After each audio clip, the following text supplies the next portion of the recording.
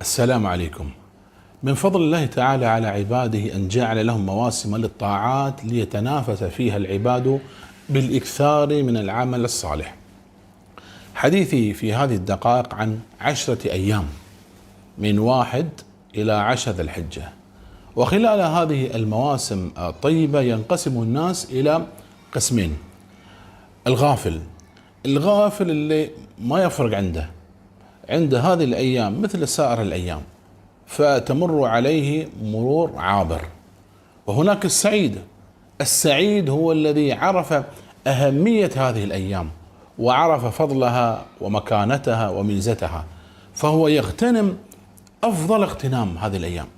خلونا الآن نبدأ مع بيان فضل هذه الأيام حتى ندرك الغفلة اللي احنا فيها، ولعل معرفتنا بفضل هذه الأيام تدفعنا إلى الحماس ورغبة حقيقية للعمل الصالح في 10 ذي الحجة.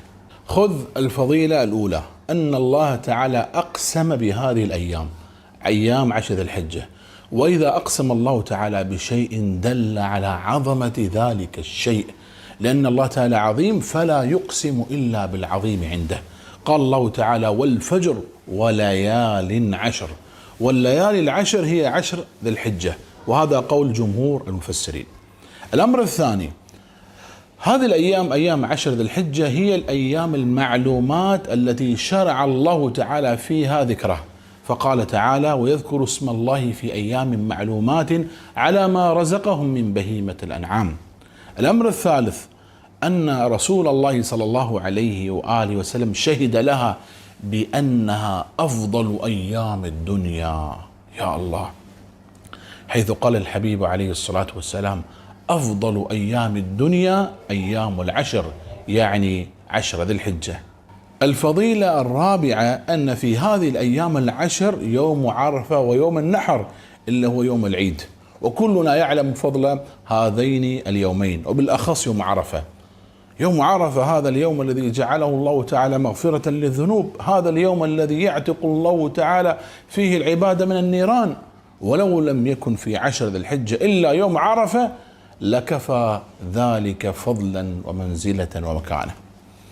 الفضيلة الخامسة، في هذه الأيام العشر تجتمع أمهات العبادة سبحان الله، ففيها الصلاة معروف، الصلاة والصدقة، وفيها الصيام، صيام يوم عرفة، وفيها الحج، وفيها الأضحية.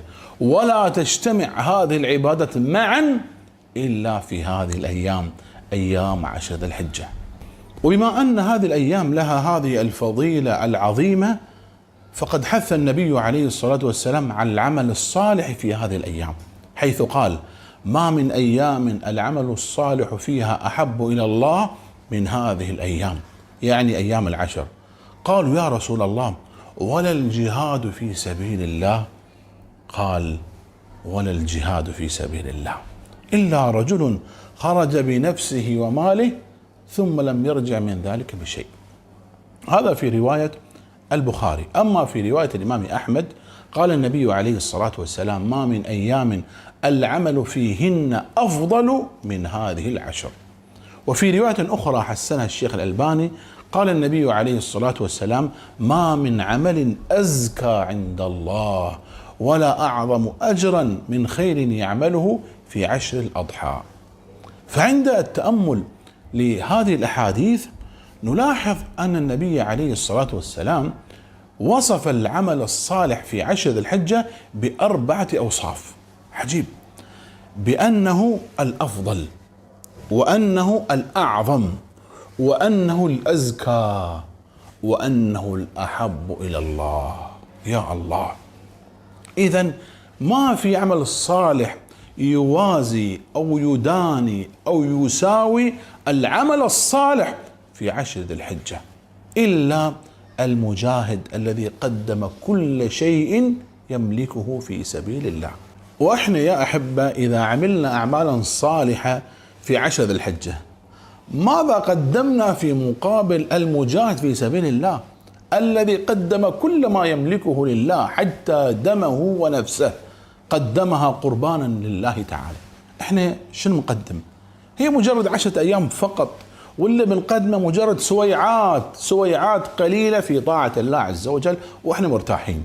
فيا أيها الموفق ويا أيها الحبيب، إذا تبين لك فضل العمل الصالح في 10 ذي الحجة وأنها مواسم نعمة وفضل من الله تعالى على عباده، وهي فرصة عظيمة يجب اغتنامها، إذا تبين لك هذا فهل أنت ستفرط فيها أم تخصها بمزيد من العناية والاهتمام؟ خلونا يا أحبة ندخل هذه الأيام في مسابقة ومنافسة، مسابقة في الخير ومنافسة على الطاعة، وخلي يكون شعارنا في هذه الأيام لن يسبقني إلى الله أحد.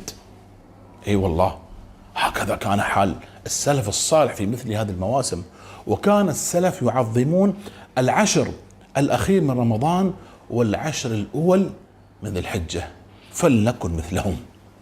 لعلك تسألني طيب شنو الأعمال الصالحة اللي ممكن أنا أركز عليها في هذه الأيام؟ سؤال جميل، بجاوبك عليه بإذن الله في مقطع مستقل غدا إن شاء الله، فانتظروني. بارك الله تعالى فيكم.